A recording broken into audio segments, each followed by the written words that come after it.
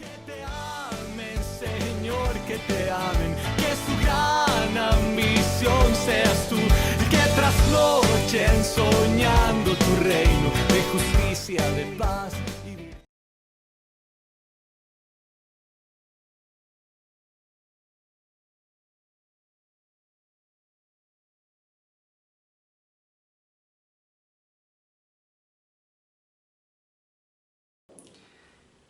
Hermanos, queridos padres, un saludo muy especial les enviamos desde nuestra casa.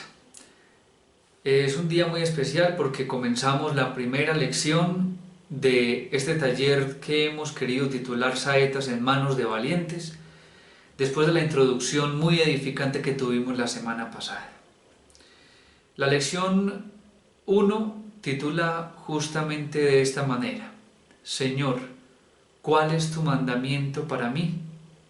Y antes de orar por este mensaje, quiero leer el pasaje que vamos a estudiar hoy, que es Mateo capítulo 28, versículos 19 y 20.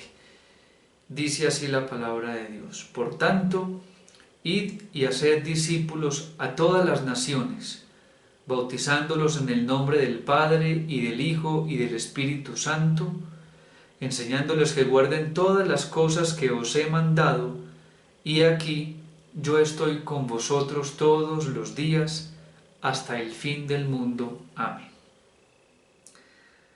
Señor, hemos querido emprender una verdadera aventura para que los padres de nuestras iglesias conozcan mejor a sus hijos, abran su corazón, reconozcan sus falencias y avancen caminando hacia la cruz, el mejor lugar en el cual podemos aprender y escucharte. Háblanos hoy, Señor, a través de tu palabra, y yo te pido que esta lección, que es la primera de este taller, sea de mucho beneficio espiritual para todos aquellos que la escuchen. Amén. Pues bien, hermanos, el pasaje de Mateo capítulo 28, versículos 19 y 20, conocido por todos los cristianos como la Gran Comisión, debe llevar a cada padre cristiano a un cambio de perspectiva sobre el enfoque de su paternidad. Sin duda, allí la Biblia pone de manifiesto el objetivo que debe mover la vida de todo creyente, y es predicar a todo el mundo el Evangelio, predicarlo a otras personas. Sin embargo, Dios también expone en estos dos versículos la visión correcta de lo que implica para un padre el discipulado familiar.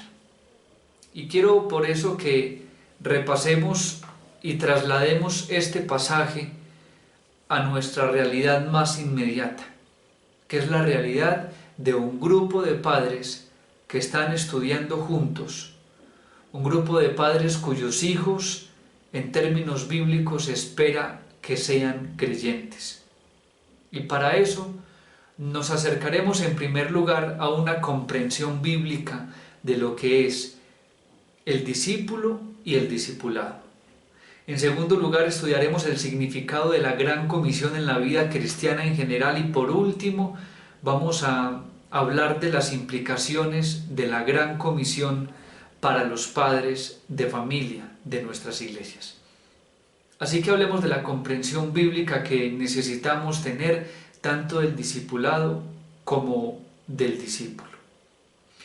Y siento que a menudo en nuestro contexto cristiano nos referimos al término discípulos como todos aquellos hermanos que están siendo instruidos en su vida espiritual por alguien que se espera tiene más experiencia que ellos. No obstante, la esencia de un discípulo suele desdibujarse un poco en nuestra mente cuando intentamos definirlo. Por eso les hago estas preguntas. ¿Qué es un discípulo? ¿quién es y quién no es un discípulo?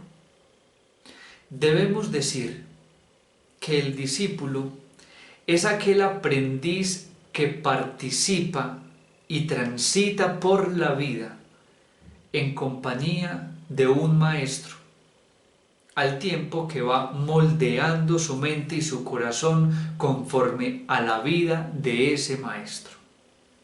Quiero repetir esta idea porque es muy importante en esta primera lección. El discípulo es aquel aprendiz que participa y transita por la vida en compañía de un maestro, al tiempo que va moldeando su mente y su corazón conforme a la vida de ese maestro. Es, en otras palabras, un proceso de imitación. En ese sentido, el discípulo no participa solamente en un ejercicio intelectual, sino que también participa en un ejercicio relacional. El discipulado implica no solamente una actividad intelectual de la mente, sino una actividad relacional del corazón. Ahora bien, el pasaje de Mateo también nos da pistas sobre lo que es el verdadero discipulado. Volvamos a leer nuestro pasaje. Dice: por tanto, id y haced discípulos a todas las naciones, bautizándolos en el nombre del Padre, del Hijo y del Espíritu Santo, enseñándoles que guarden todas las cosas que os he mandado, y he aquí yo estoy con vosotros todos los días hasta el fin del mundo. Según la Biblia, entonces, el discipulado implica, hermanos, por lo menos tres cosas. En primer lugar, una misión de expansión. El discipulado se expande lo más que podamos. Por eso dice: id y haced discípulos a todas las naciones. En segundo lugar, el discipulado también implica una afirmación acerca de Dios. Dice: bautizándolos en el nombre del Padre y del Hijo y del Espíritu Santo. Implica fe en una deidad específica, que en este caso es la única deidad, Dios, el Dios trino en el que nosotros creemos. Y en tercer lugar, el discipulado implica una mentalidad de instrucción y no solo de información. Dice: enseñándoles que guarden todas las cosas que os he mandado. Notemos que la Biblia no dice solamente informándoles las cosas que os he mandado, sino enseñándoles que guarden esas cosas. Así que el discipulado implica, en primer lugar, una misión de expansión, en segundo lugar, una afirmación acerca de Dios, y en tercer lugar, una mentalidad de instrucción y no solamente de información.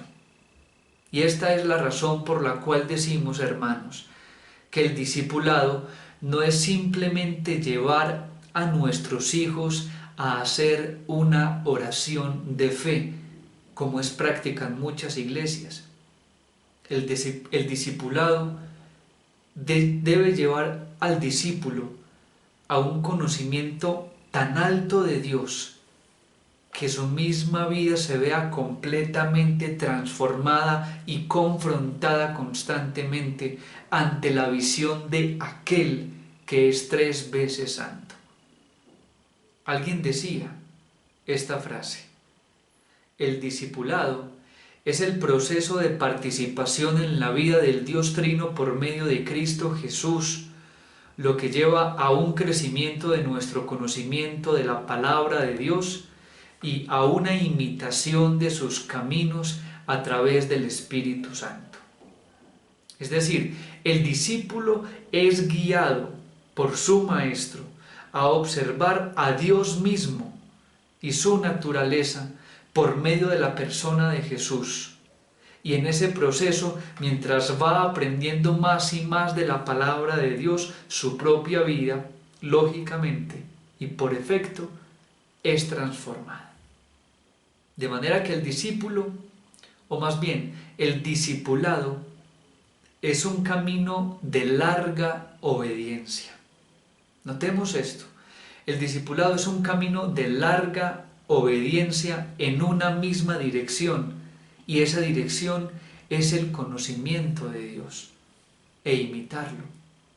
Y no solamente un punto detenido en el tiempo. El discipulado no es un punto detenido en el tiempo. ¿Qué quiero decir con eso? No es un plan de iglesia por cumplir o algo así como un disfraz que nos ponemos en la vida y después nos quitamos. El discipulado es un estado de continuo y constante crecimiento en la vida espiritual. Nadie se gradúa de discípulo como si ya hubiese cumplido una serie de requisitos espirituales. No, pues si el estándar del discipulado es Cristo mismo, pues ni 1000 vidas nos bastarían para alcanzarlo.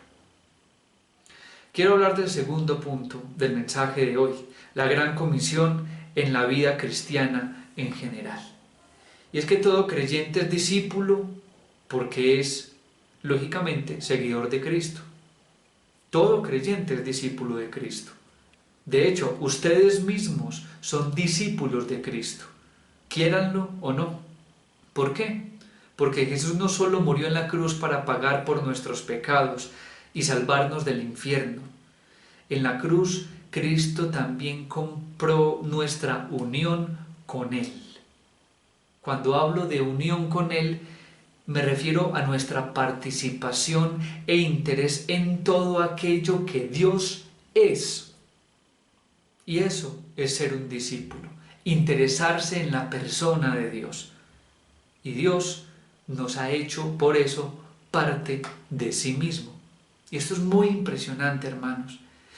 Romanos capítulo 6, versículo 4 dice lo siguiente: porque somos sepultados juntamente con Él para muerte por el bautismo, a fin de que como Cristo resucitó de los muertos por la gloria del Padre, así también nosotros andemos en vida nueva.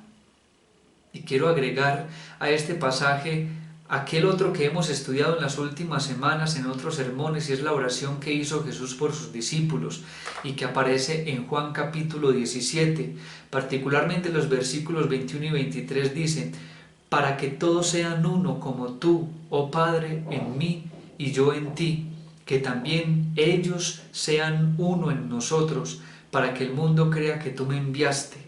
La gloria que me diste yo les he dado, para que sean uno, así como nosotros somos uno, yo en ellos y tú en mí, para que sean perfectos en unidad, para que el mundo conozca que tú me enviaste y que los has amado a ellos como también a mí me has amado. De manera que la Biblia da suficientes argumentos para que nosotros podamos decir con seguridad que Cristo compró nuestra unión con Él. Y eso hace parte del discipulado. Juan 14:20 dice: en aquel día vosotros conoceréis que yo estoy en mi Padre, y vosotros en mí, y yo en vosotros.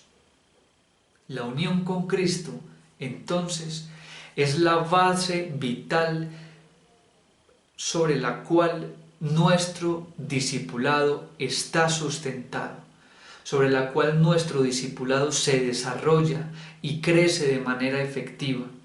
Y eso es posible porque estamos unidos con Cristo por gracia, por medio de nuestra fe. Lo que todo esto nos enseña, hermanos, es que nuestro objetivo en el discipulado no es que nuestros hijos dejen de pecar, porque eso nunca va a pasar. Nuestro objetivo en el discipulado es que ellos crean en Dios. Nuestra meta es Dios mismo, no el comportamiento de nuestros hijos. Hermanos, el Espíritu Santo es el que da el poder para crecer en este objetivo. Si según la Biblia ustedes mismos son discípulos, ¿qué está haciendo Dios en sus corazones hoy? ¿Cómo se está desarrollando su unidad con Cristo? Y quiero finalmente que pasemos al tercer punto: las implicaciones de la gran comisión para los padres de familia, es decir, para ustedes. La gran comisión es en el fondo un llamado a los padres. ¿Por qué? Porque implica que tengamos un espíritu evangelizador con nuestros hijos, un espíritu evangelizador en nuestro hogar, en nuestro contexto más próximo que es nuestra casa. Hechos capítulo 1 versículo 8 dice: pero recibiréis poder cuando haya venido sobre vosotros el Espíritu Santo, y me seréis testigos en Jerusalén, en Judea, en Samaria y hasta lo último de la tierra. La Biblia dice entonces que tenemos que ser testigos de Dios frente a aquellos que son más cercanos a nosotros. Ahora bien, si sus hijos aún no son creyentes, ¿cómo discipularlos? Bueno, pues en este caso no estamos hablando de un proceso de discipulado, sino un proceso de evangelización de sus hijos, porque no se puede discipular a quien no está vinculado en unidad con Cristo por medio de la fe. Nuestros hogares son el campo misionero más inmediato. ¿Quiénes son los creyentes o no creyentes más cercanos a ustedes? Pues la respuesta es esta: sus propios hijos. Al usted mismo ser un discípulo, ¿qué quiere que ocurra con sus hijos? Lo que hemos aprendido es que nuestro deseo debe enfocarse en aquello verdaderamente importante, y es que ellos estén unidos a Cristo y no a una serie de reglas de moralidad.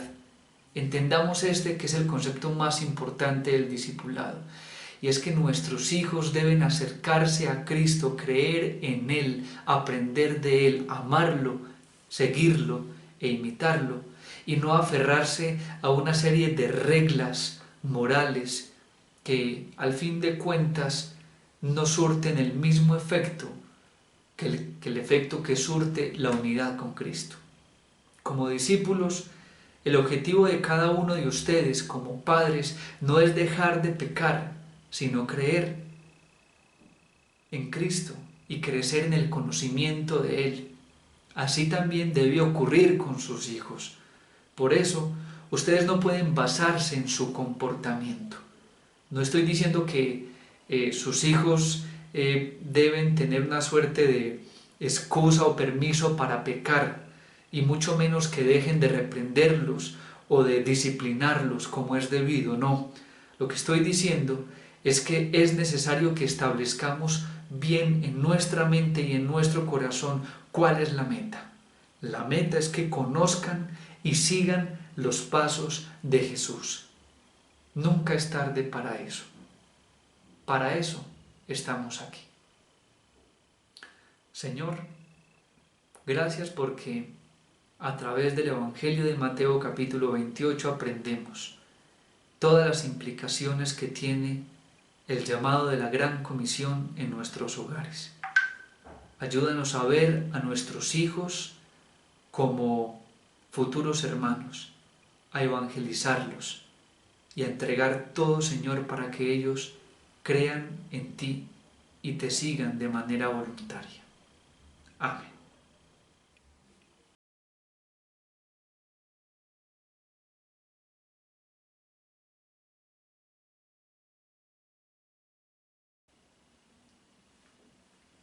Bueno, me alegra mucho saludarlos y estar con ustedes nuevamente. Después de escuchar nuestra enseñanza acerca del mandamiento que Jesús tiene para nosotros como creyentes en general y específicamente para los padres, quizás nos preguntamos, bueno, ¿y ahora qué hago? O yo ya sabía eso, pero ¿qué puedo hacer nuevo? ¿Cómo procedo? Bueno, una de las cosas fundamentales de una relación de discipulado es que es una relación cercana. Nuestro modelo es Cristo, y Cristo vivía con sus discípulos. Él estaba todo el tiempo con ellos y Él realmente se esforzaba por conocerlos y compartir con ellos. Claro, sabemos que Él es Dios, los conocía de antemano, pero como hombre se esforzó en compartir con ellos y estar con ellos. Entonces, lo que les voy a compartir en este momento son una serie de características de los niños, adolescentes y también jóvenes adultos, según su edad, ¿cierto? Y después de ver estas características, también vamos a hablar de las acciones que usted puede tomar frente a esas características. El propósito de esto es acercarse a su hijo. Acercarse a su hijo no es meramente información. Tenemos muchos grupos de edades. Es probable que sus hijos solamente encajen en uno o dos de esos grupos. Por lo tanto, usted va a escuchar información que no es directamente de su interés. Sin embargo, le invito a que esté atento a esta información, porque otra cosa muy especial es poder ayudar a otros padres que sí tienen hijos en estas otras edades, ¿verdad? Además, aunque yo le voy a hablar de los niños de 1 año, de los niños de 2 y 3 años, esto no es una cosa rígida, sino que es probable que según el desarrollo de su hijo, estas características se mezclen un poco en los límites de estos rangos de edad.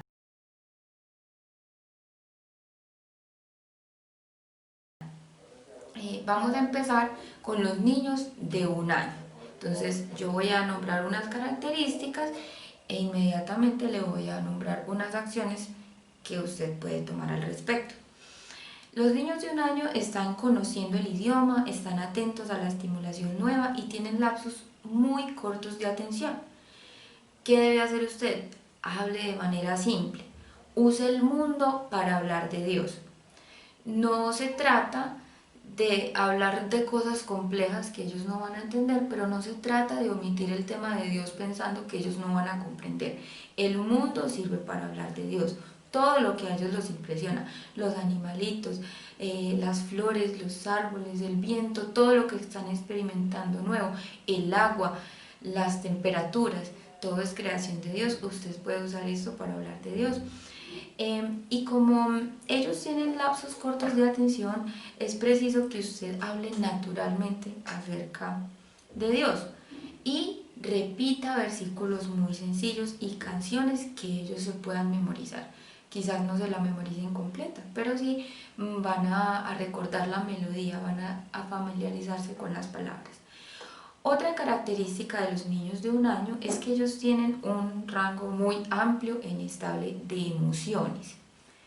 Hermano, un padre gentil y calmado y paciente puede ayudar a calmar la frustración de los niños, porque ellos se frustran en esa edad porque no saben expresar lo que sienten.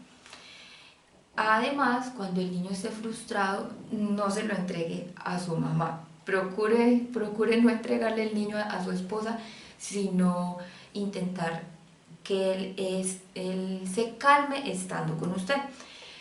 Otra característica, esta es una característica espiritual, es que para el niño la primera impresión y representación de la imagen de Dios son sus padres y otros cuidadores.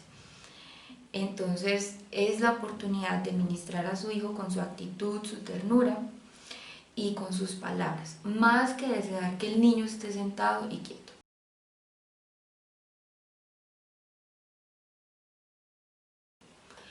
Ahora pasamos a los niños de 2 y 3 años.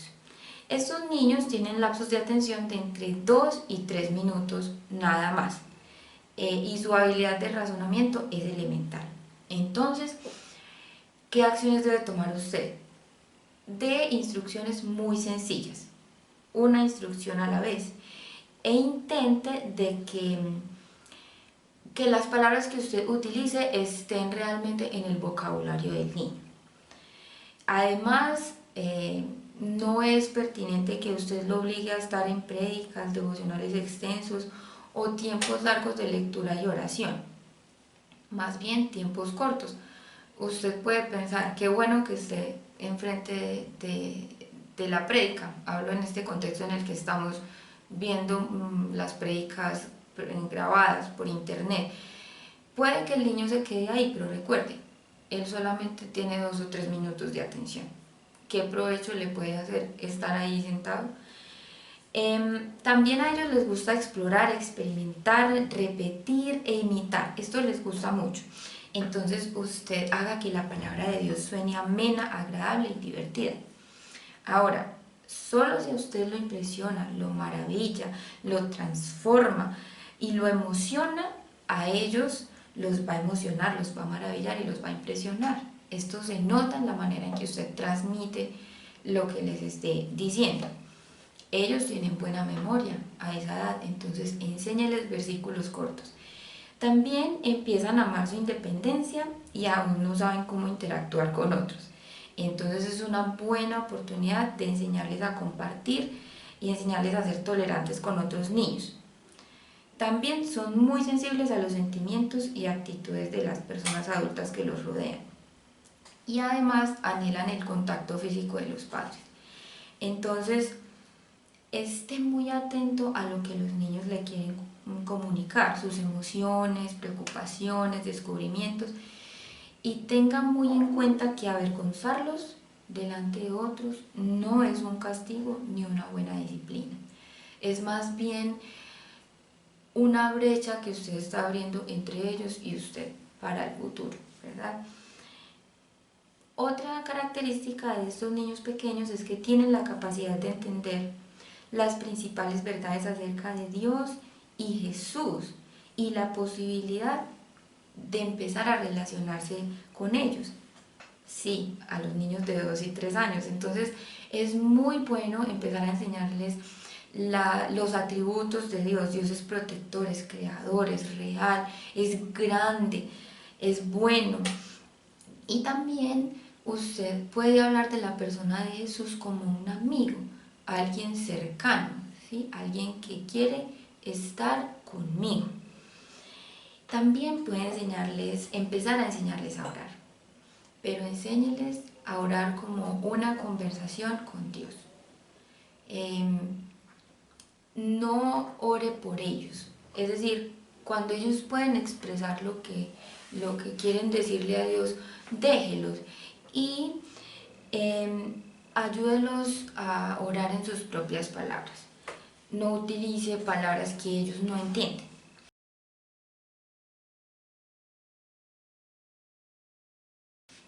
Luego tenemos los niños de 4 y 5 años.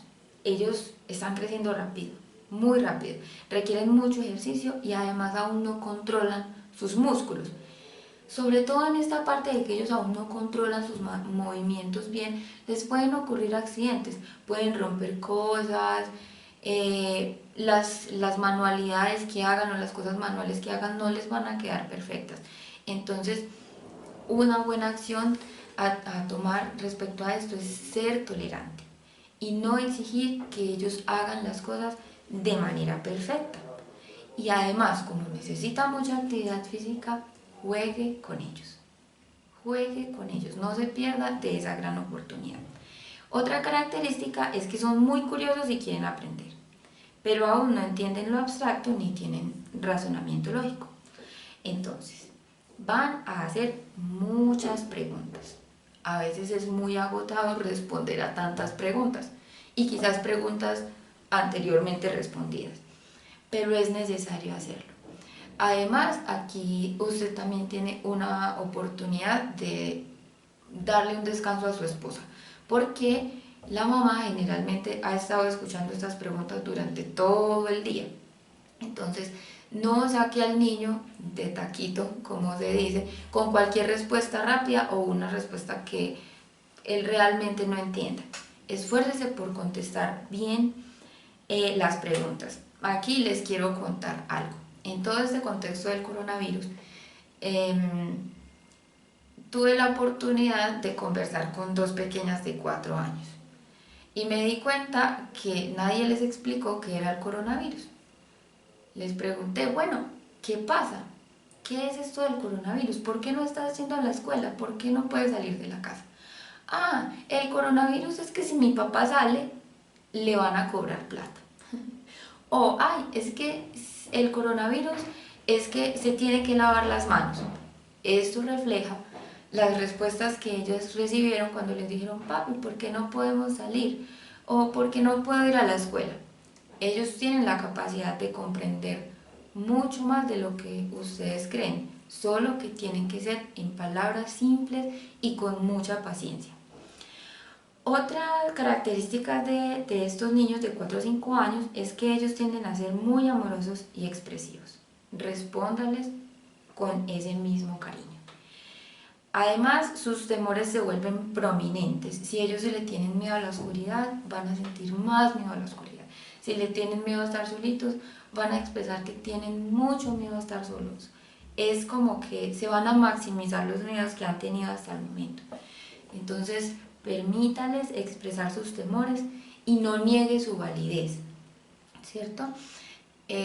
Está solito en la sala, usted está en la cocina, tiene mucho miedo de estar solo. No lo reprima, no le diga, pero no tienes por qué tener miedo de eso, sino intente entender cuál es realmente el miedo que él tiene. Otra característica es que empiezan a identificarse con los roles propios de su género. Si usted tiene hijos varones, bueno, hay cosas que esos hijos no van a aprender de su madre.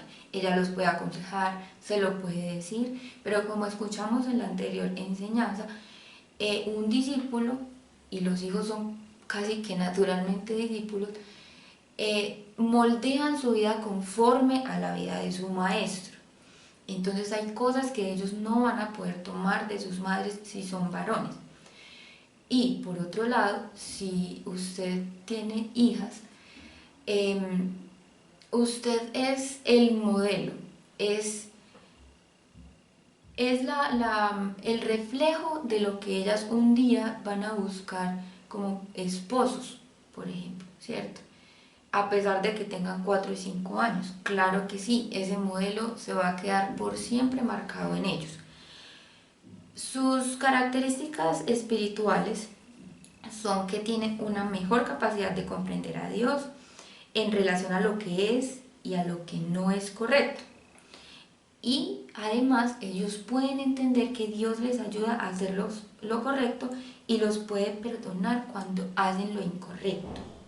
Entonces, en este caso, esfuércese porque en su hogar hayan experiencias de adoración espontáneas y programadas. Canten, motive a los niños a llevar otros amiguitos a la iglesia, es decir, como un cristianismo muy práctico, ¿cierto? Dios está conmigo.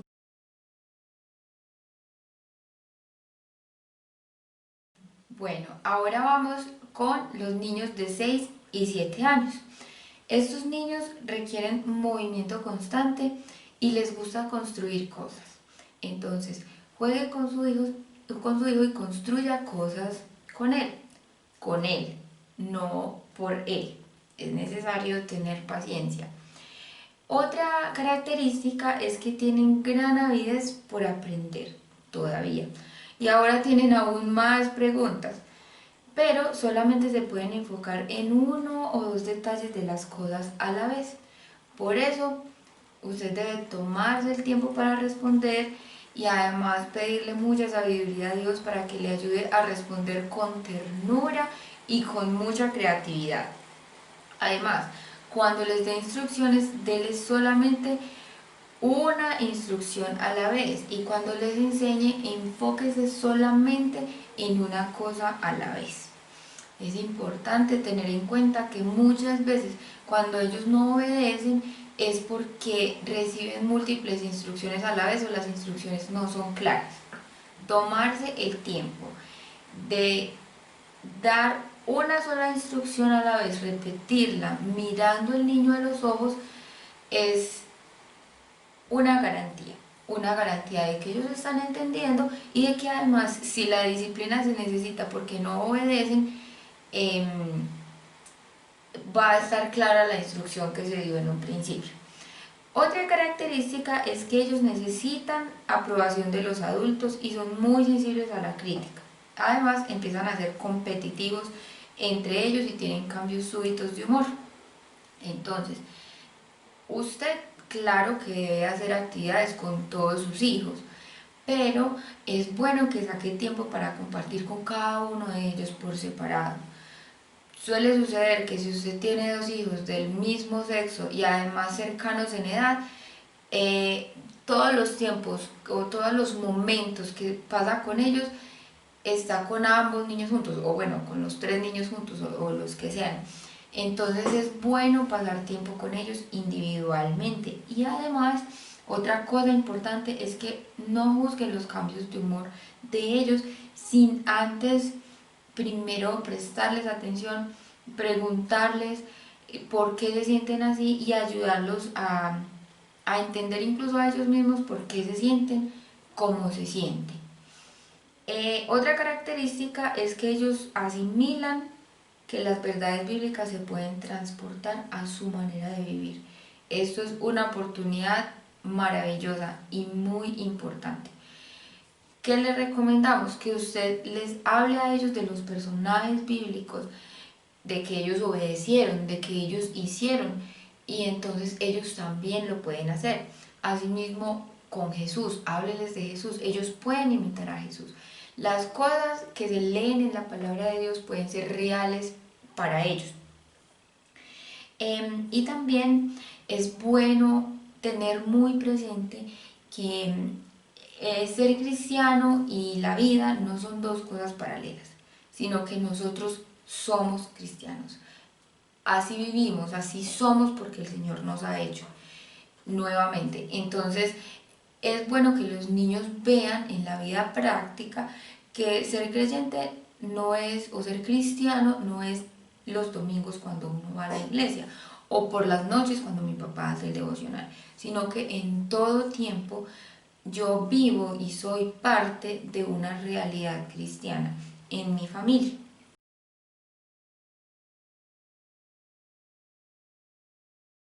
Ahora vamos a pasar a los niños entre 8 y 9 años.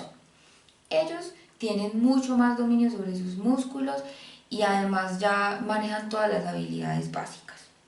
Además, todo lo que se propongan realmente se esfuerzan por lograrlo. Entonces es en esta edad que ellos empiezan a practicar deportes o se interesan más por ellos, por la música, por alguna disciplina en especial. Qué bueno que usted por medio de palabras de afirmación pueda motivarlo a que continúe, a que desarrolle más esto que ha escogido, claro, siempre y cuando sea algo bueno y haya la posibilidad. El hecho de que tenga más independencia y pueda realizar estas cosas sin su ayuda no quiere decir que usted deba ausentarse de estos procesos o dejar de compartir estas cosas u otras cosas, otras actividades con ellos. Ellos siguen con muchos deseos de aprender y además su capacidad aumenta. Pero ahora no se preocupan solo por las cosas en sí, sino por el porqué. Entonces ahora ya no solamente tendrá que responder a las preguntas que ellos le hagan, sino tener conversaciones largas en las que después de las respuestas a las preguntas va a haber un pero ¿por qué? ¿De dónde viene eso? ¿Por qué se hizo así? Esto es muy bueno, esa es una gran oportunidad. Los niños curiosos nos dan la oportunidad de hablarles más en detalle acerca de la palabra de Dios. Además, aproveche esta creatividad para hacer actividades que no se hagan comúnmente en su casa o que usted no suela compartir con ellos, como pintar, escribir, cantar, inventar, ¿cierto? Otra característica es que ellos tienen una capacidad enorme de memorizar. Ahora tienen una capacidad mucho más grande de memorizar. Hermano, enséñele a sus hijos la palabra para que ellos se la aprendan de memoria. estamos seguros de que un versículo memorizado en el corazón de su hijo penetrará muchísimo más profundo que 20 sermones que ellos hayan escuchado superficialmente. La palabra memorizada los va a sostener cuando ellos sientan la tentación de abandonar todo, de dejar todo de lado. Bueno, además en esta edad la influencia del grupo empieza a tornarse mucho más fuerte. Ya ellos tienen más miedo de la crítica, del ridículo, pero también son críticos ellos mismos.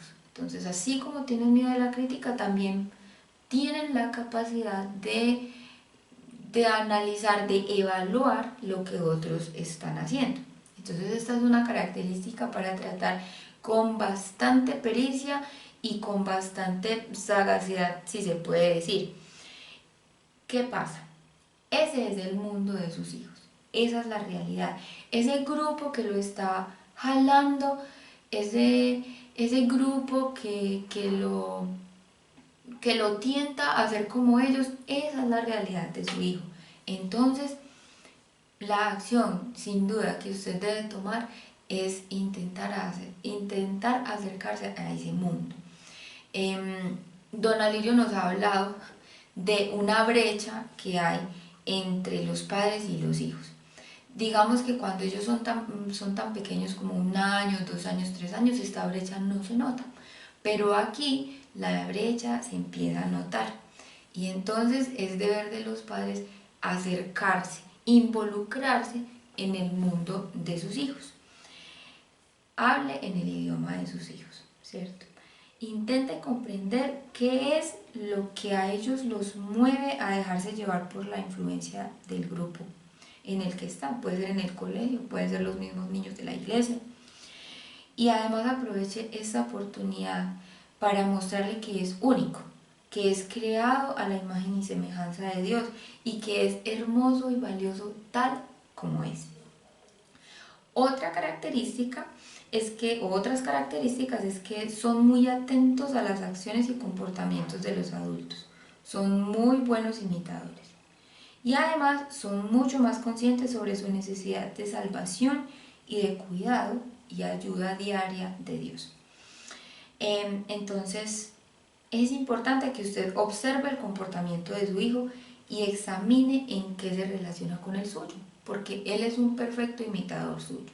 Entonces, quizás los estamos corrigiendo, quizás los estamos reprendiendo por cosas específicas, y es bueno detenerse un poco a ver, bueno, ¿qué están imitando ellos? ¿Será que este comportamiento sale de mí?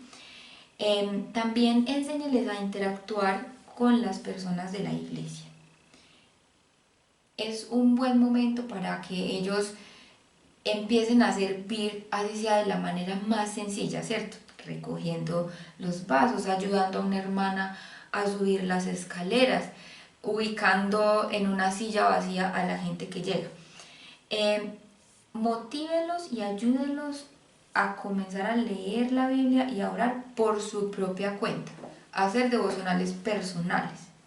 Pero no los deje a la deriva, converse con ellos al respecto, converse con ellos. No los interrogue, no les predique, permítales que exploren la palabra de Dios por ellos mismos.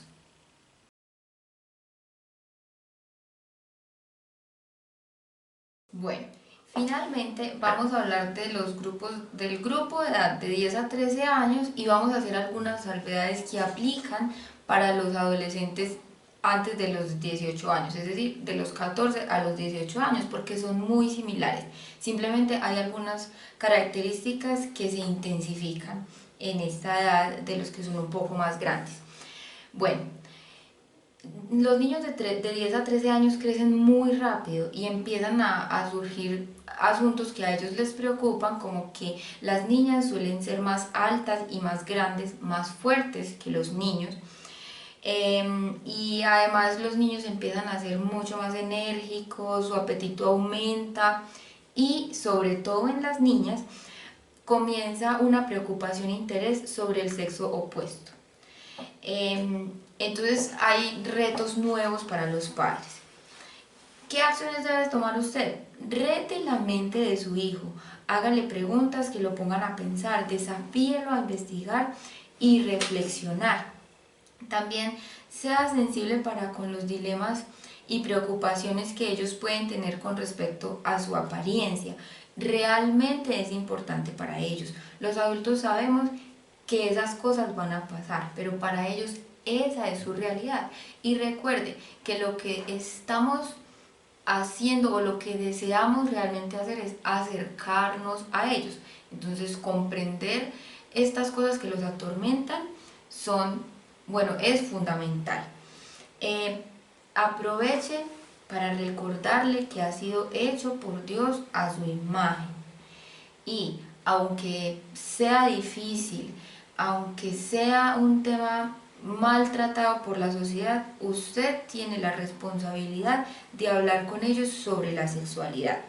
Es mejor que usted hable con ellos la verdad y no que estén convencidos de las mentiras que el mundo les enseña. Eso también aplica para los niños de 14 o para los jovencitos de 14 a 18 años. Pero aquí el interés por la sexualidad va a ser mucho mayor, y si no se ha tratado en la edad previa, es poco probable que ellos se abran al diálogo al respecto. Además, los complejos sobre su apariencia física se van a maximizar. Otra característica de los niños de 10 a 13 años es que son racionales, lógicos, soñadores, curiosos, cuestionadores, retadores, y esto se maximiza en la edad de 14 a 18 años.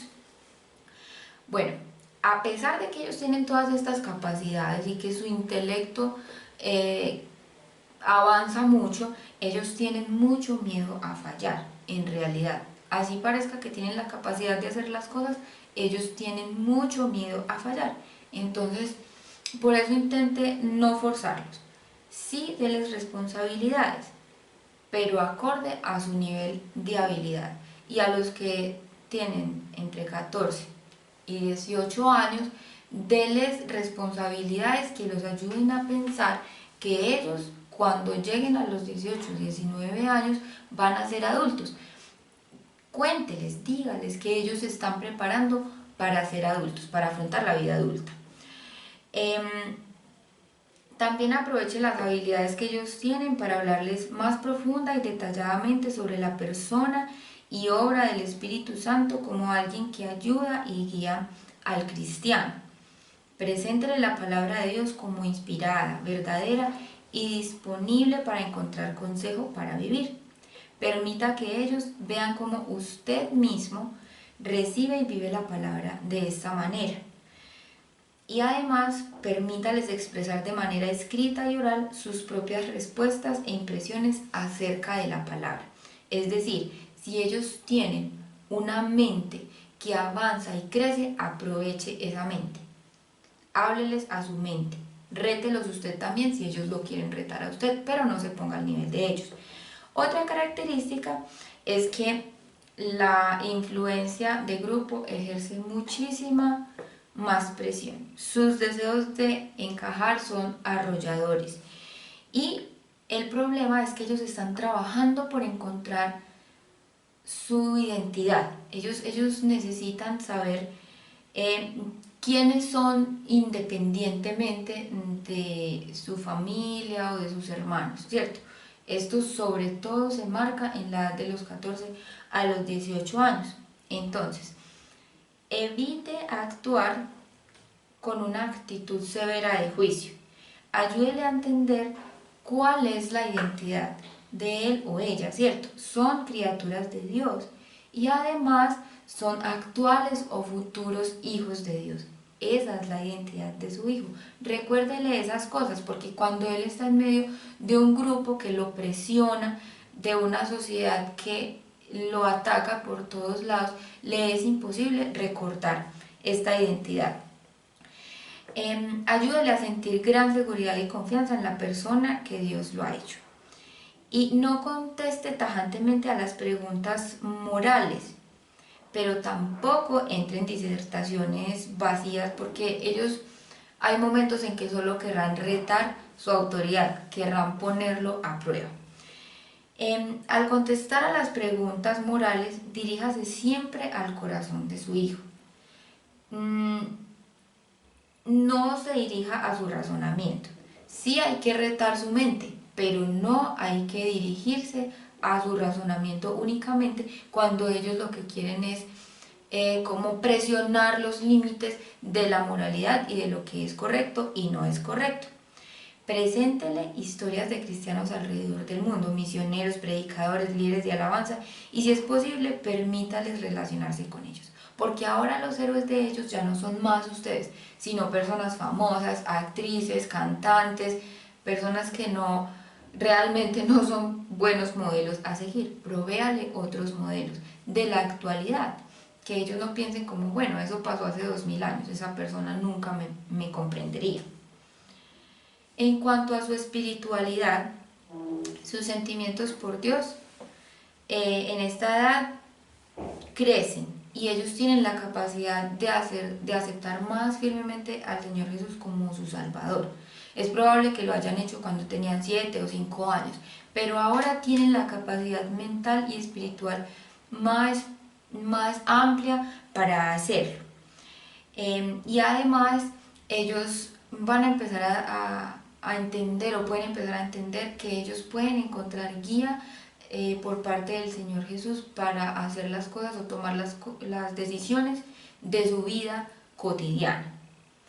Los desafíos emocionales y sociales que ellos enfrentan no anulan su vida espiritual. Esto es supremamente importante, sobre todo cuando ellos van creciendo más entre los 14 y los 18 años. Si tienen dilemas emocionales, si usted los ve comportándose mal, si los ve explotando, si los ve con grandes dificultades para manejar sus emociones, hermano, recuerde, eso no anula la parte espiritual de su hijo. Si su hijo lucha con sujetarse a la autoridad, no quiere decir que todo esté perdido y que él no tenga en el radar a Dios. Usted puede aprovechar esto como una oportunidad para hablarle acerca de Dios. Que toquen piano, que aprendan canto, que se defiendan en mandarín, que sean esos buenos alumnos que a pesar mío no siempre fui, que sean buenos jugando fútbol, factorizando y en ajedrez, y les encante la tabla periódica y no la odien como la odié. Pero sobre todo eso, solo hay una cosa que en verdad te ruego: que te amen, Señor, que te amen, que su gran ambición seas tú, que trasnochen soñando tu reino de justicia, de paz y virtud.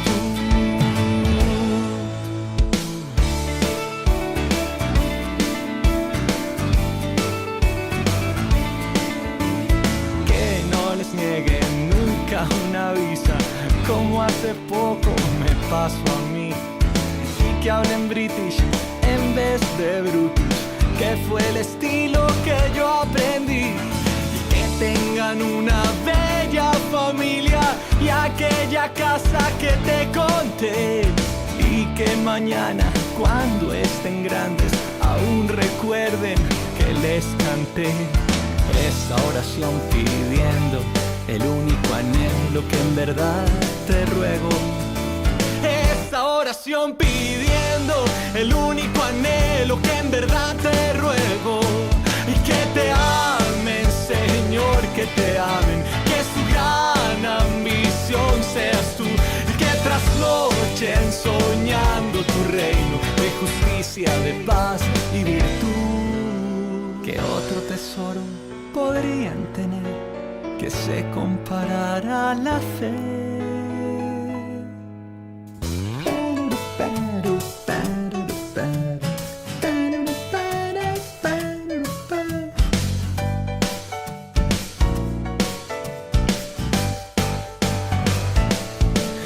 Que te amen, Señor, que te amen, que su gran noches soñando tu reino de justicia, de paz y virtud.